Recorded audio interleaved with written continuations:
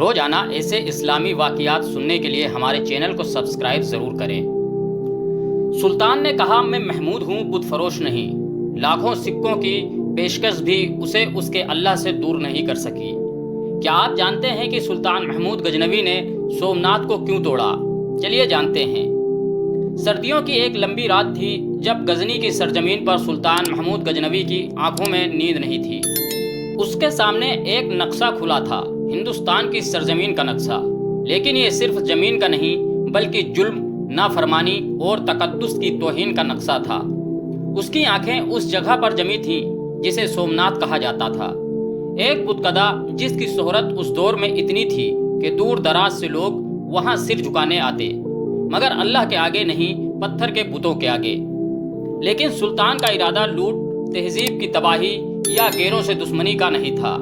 اس کی راتوں کی نیند اس لیے اڑ چکی تھی کہ سومناتھ کے اس بتکدے میں ایسے اعمال ہو رہے تھے جو اللہ کی شان میں کھلا مذاق تھے، اور یہ بات اسے اس وقت کی ایک خاص تحریر سے ملی تھی جو اس دور کے ایک مسلمان بیپاری نے بھیجی تھی۔ اس بیپاری نے لکھا تھا، اے سلطان، اگر تو اللہ کی راہ کا سچا سپاہی ہے تو جان لے کہ سومناتھ میں روز اس کی توہین ہوتی ہے اور تو غزنی میں بیٹھا دیکھتا رہے گا۔ سلطان کا جسم کانپ اٹھا، اس نے وہیں وضو کیا، سجدے میں گرا اور کہا، اے اللہ، اگر میری نیت میں کھوٹ ہو تو مجھے اس سفر میں کامیابی نہ دینا، مگر اگر میں تیری شان کے لیے کھڑا ہوا ہوں تو میری رہنمائی کرنا۔ محمود غزنوی نے اپنے وزیر، نائب اور علماء کو بلایا۔ بات صرف جنگ کی نہیں تھی بلکہ ایک ایسا قدم تھا جس کا اثر صدیوں تک رہے گا۔ ایک فوج تیار کی گئی، لیکن یہ عام لڑاکے نہیں تھے۔ ہر سپاہی کی نیت میں ایک بات تھی، یا اللہ، ہم تیری توہین کو مٹانے جا رہے ہیں، ہمیں اس زمین سے فنا کر دے مگر تیرا نام بلند رہے۔ راہ لمبی تھی، ٹھنڈ سے ہڈیاں جم رہی تھیں، لیکن ہر رات سلطان اپنے سپاہیوں کے ساتھ تحمید کرتا، نمازیں پڑھتا اور آنسوؤں کے ساتھ اللہ سے فریاد کرتا، یا رب، ہمیں نہ مقصد سے بھٹکا، نہ نیت میں ملاوٹ دے۔ سومناتھ پہنچنے سے پہلے راستے میں کئی رجواڑوں نے راستہ روکنے کی کوشش کی، کچھ نے پیسے لیے، کچھ نے لڑائی کی، لیکن سلطان کی فوج ہر رکاوٹ کو اللہ کے نام سے پار کرتی گئی۔ ایک جگہ تو ایسا ہوا کہ ایک ہندو راجا نے اپنے قبیلے سمیت سلطان کے سامنے سر جھکا دیا اور کہا، اگر تیرا ارادہ برائی کا ہوتا تو ہماری بہنوں کو قید کرتا، ہمیں لوٹتا، لیکن تو نے کسی کو چھوا تک نہیں، تو سچ میں اللہ کا بندہ لگتا ہے۔ جب سلطان محمود غزنوی سومناتھ پہنچا تو سامنے وہ عمارت تھی، بڑی بلند، مضبوط، مگر اندر بت رکھے تھے اور لاکھوں لوگ کھڑے تھے جو اپنے عشق کی رچھا کے لیے آئے تھے۔ کچھ ڈر میں تھے، کچھ اندھ بھکتی میں۔ سلطان نے آواز لگائی، ہم کسی انسان کو نہیں ماریں گے، نہ کسی کو مجبور کریں گے، مگر یہ بت اب اس زمین پر نہیں رہیں گے۔ کچھ پنڈت سامنے آئے، بولے، ہم تمہیں دھن دیں گے، زمین دیں گے، بس بت کو مت توڑو۔ اتہاس گواہ ہے، لاکھوں دینار کی پیشکش کی گئی، لیکن سلطان نے صرف ایک جواب دیا، میں محمود ہوں، بت شکن، نہ کہ بت فروش۔